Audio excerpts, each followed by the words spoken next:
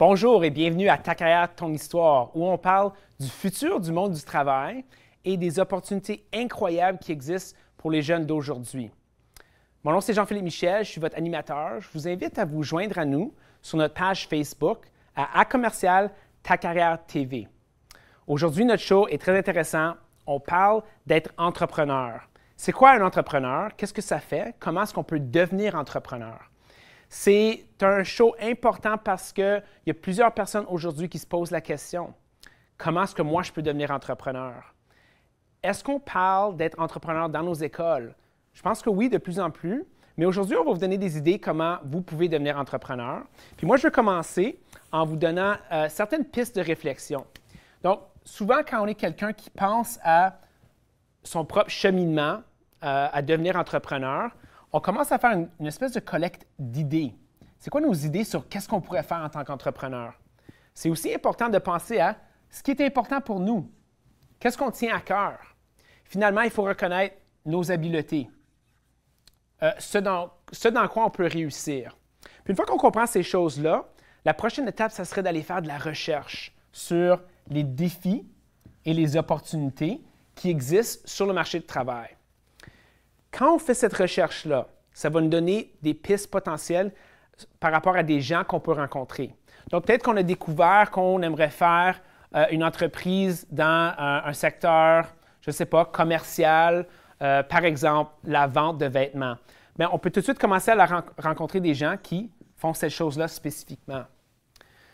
Ces gens-là peuvent nous donner des recommandations sur le processus d'être entrepreneur. Vous pouvez aussi faire des cours en ligne sur comment devenir entrepreneur. Un exemple, c'est le Startup School, qui va vous permettre de découvrir les étapes par lesquelles il faut passer pour devenir entrepreneur, comment avoir des idées, tester nos idées sur le marché. Une fois qu'on a fait un cours, je vous recommande de faire votre plan. Puis au lieu de faire un plan d'affaires détaillé, je vous propose le Business Plan Canvas, le Canva de plan d'affaires, qui est une façon de résumer votre idée en une page. Donc, 4 ressources pour les gens qui veulent devenir entrepreneurs. À part nos ressources, j'ai invité 2 personnes qui sont eux-mêmes entrepreneurs qui vont nous parler de leur cheminement, leurs idées et leurs recommandations. On revient tout de suite après la pause.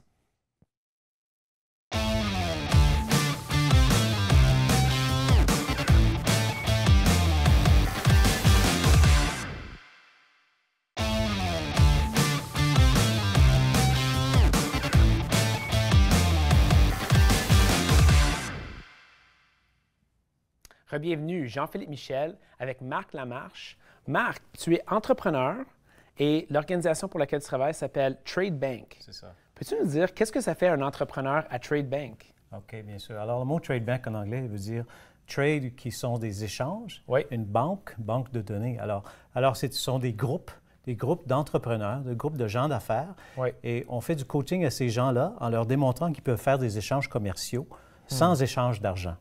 Échange commercial sans un échange d'argent. C'est ça. Alors, toi, tu t'en vas dîner à l'école, puis tu amènes une pomme, mais tu arrives à l'école, puis alors tu veux changer ta pomme pour une banane. Alors, tu fais des échanges, puis il n'y a pas d'échange de monnaie qui est fait. OK. Alors, mais nous, on démontre aux gens d'affaires, qui sont capables de sauver de l'argent en faisant des échanges directs. Parce que dans le monde des affaires, ça se passe toujours.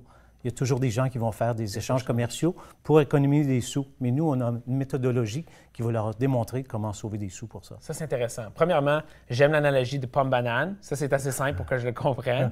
Puis là, j'imagine que si toi, tu offres du coaching à des entreprises, il y a peut-être des entreprises qui n'ont pas pensé au fait qu'ils pouvaient faire un échange commercial.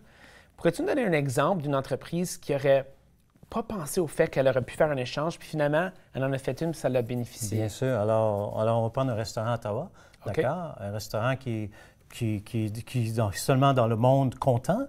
Alors, ils vont avoir des sous, que les gens vont aller manger au restaurant, ils vont accumuler des sous. Ils vont faire une rénovation de 50 000 oui. Il va tout dépenser son argent, d'accord? Mais s'il aurait pensé un peu plus longuement, c'est que souvent, durant la journée, il y a des tables qui ne sont pas vendues. Oui. OK? Il n'y a pas des gens qui vont aller manger là. Alors, ces tables-là, dans notre système, ils vont être vendus à d'autres commerçants. OK? Puis, ils vont avoir des sous Trade Bank. OK? Puis, avec ces sous-là, ils vont être capables de faire des rénovations de 50 000 Alors, il va avoir économisé parce que ces actifs qui étaient non performants, ces tables-là qui étaient libres, ça s'en allait pas nulle part. Right? OK. Alors, Donc, les gens vont faire des choses qu'ils n'auraient pas pensé. C'est ça. OK, on va rendre nos tables disponibles. C'est ça. Puis, à cause de ça, ils vont obtenir des crédits ou de l'argent Trade Bank. Exactement. Puis là, ils peuvent dépenser l'argent Trade Bank. N'importe où. Intéressant, n'importe où. Les restaurants, ils vont faire des échanges pour faire des rénovations, ce genre de choses-là. Un avocat va peut-être décider d'aller amener son épouse à Niagara, aller dans des vignobles, ce genre de choses-là. Ou bien... Mais nous, on passe surtout de temps dans les dépenses d'affaires, les dépenses de business. OK. Ah, fascinant. Mais toi, je suis intéressé de savoir comment est-ce que toi, tu es devenu entrepreneur, puis de rentrer dans ce monde-là, parce que c'est pas mal fascinant. Oui, bien sûr. Alors, j'ai tombé dessus. C'était une opportunité, mais moi, ma carrière a été en technologie. Okay. Toute ma carrière a été en technologie. J'ai passé 25 ans en ingénierie.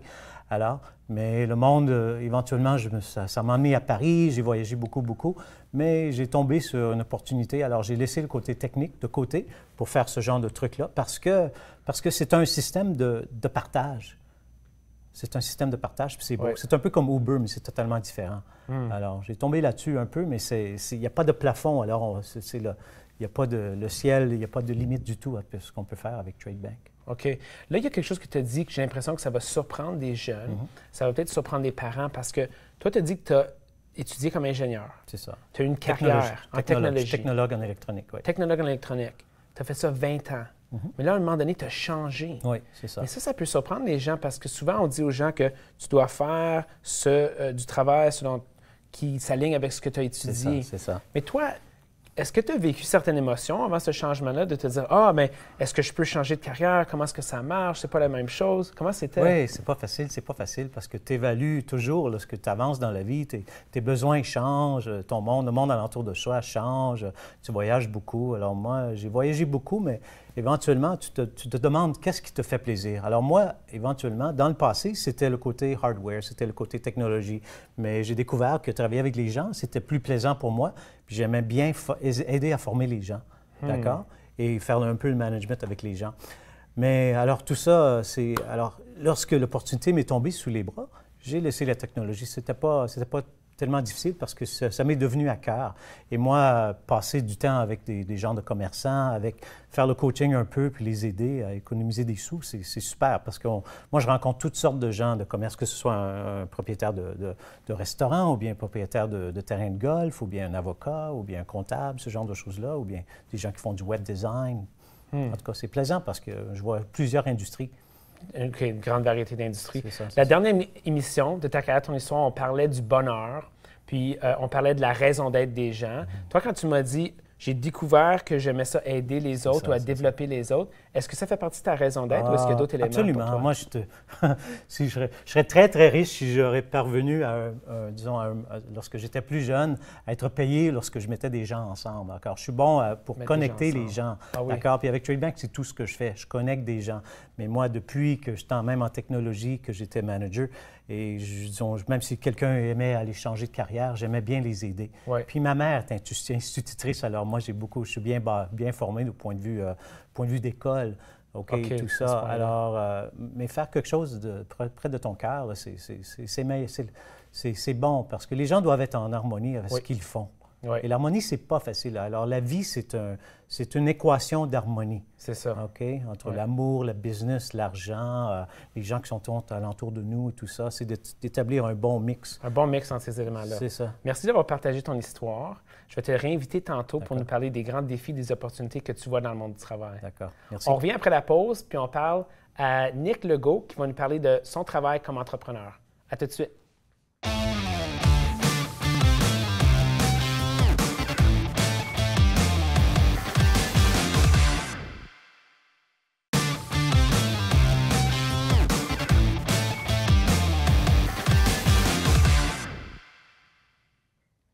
Jean-Philippe Michel, ici avec Nick Legault. Nick, tu es entrepreneur, tu as commencé ta propre compagnie, ça s'appelle Building Investments. Qu'est-ce que tu fais avec cette compagnie-là, Building Investments? La compagnie Building Investments, c'est une compagnie vraiment intéressante où est-ce qu'on prend l'opportunité de pouvoir prendre des propriétés, on les rénove ou on les développe pour pouvoir les remodeler et pouvoir donner l'opportunité à des gens à les louer.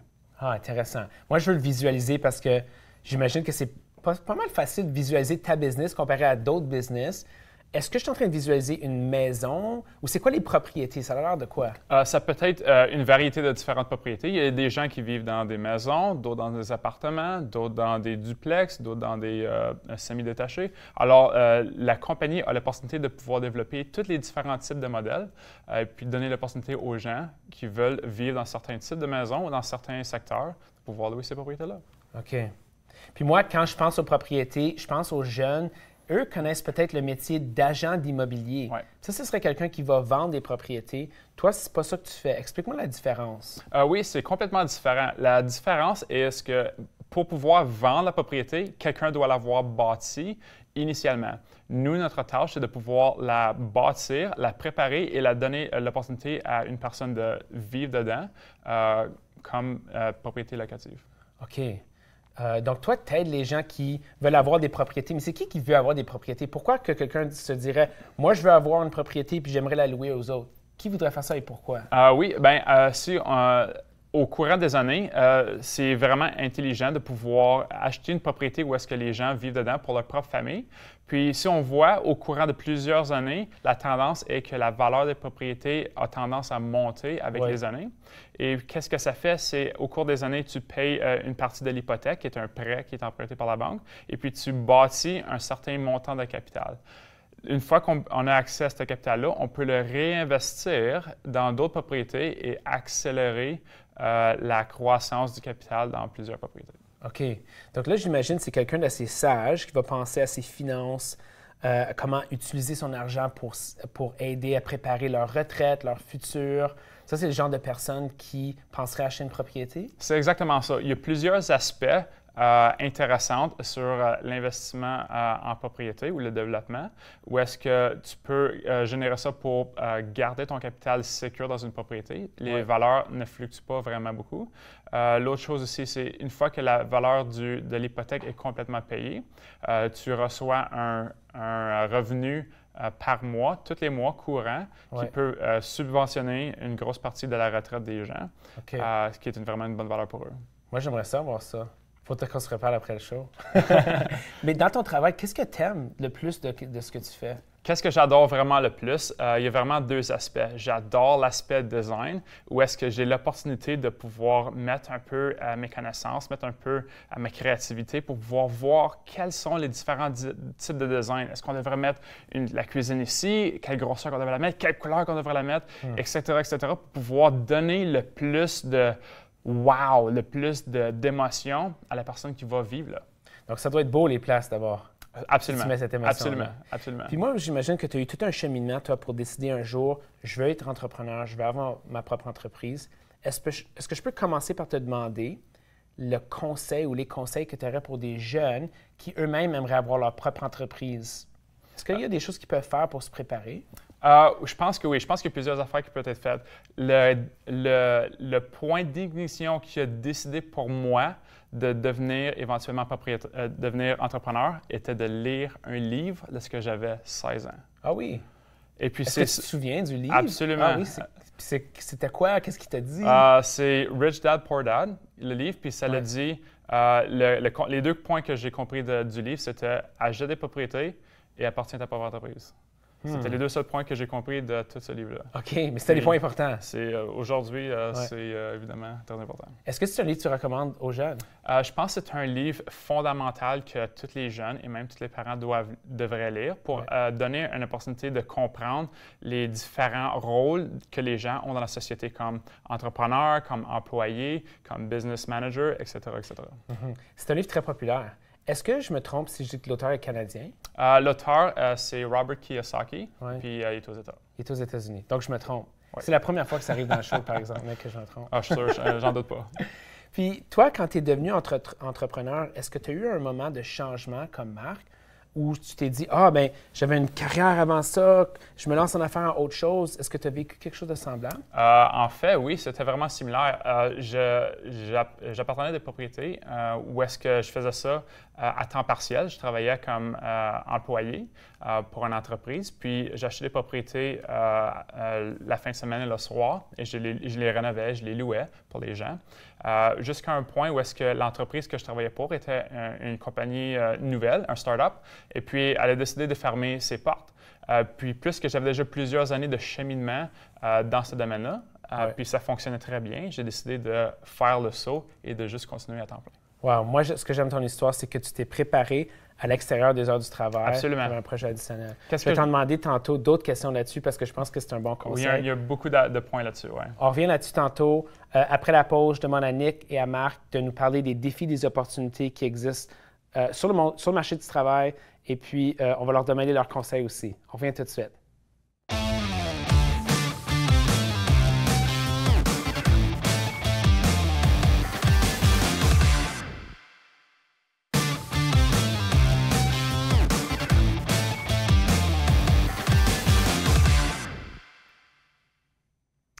Bienvenue.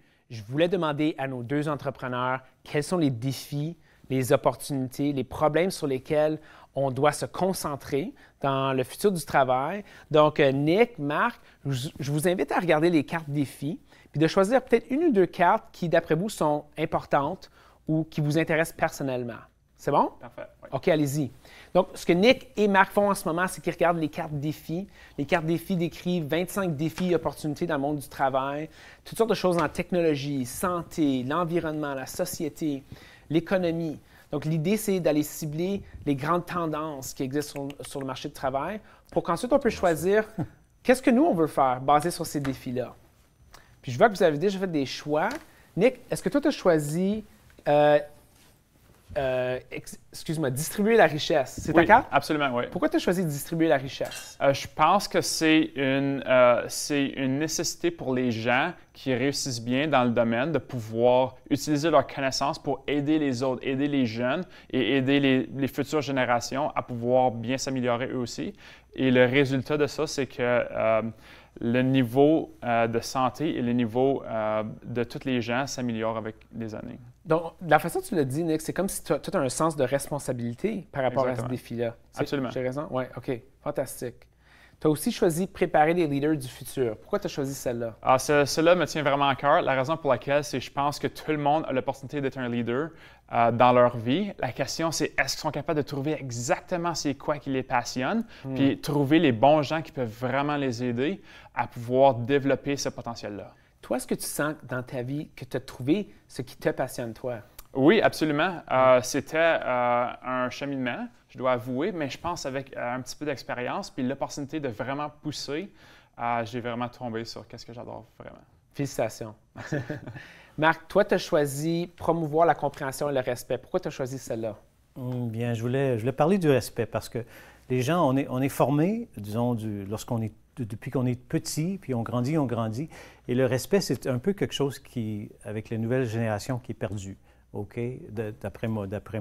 Le respect, disons, l'honnêteté, le professionnalisme, la courtoisie, ce sont des choses qui sont tellement importantes dans la vie parce que si les gens opèrent avec ce genre de valeurs-là, tout le monde va les aimer alentour d'eux, OK? Ils vont placer des gens alentour d'eux qui sont très semblables.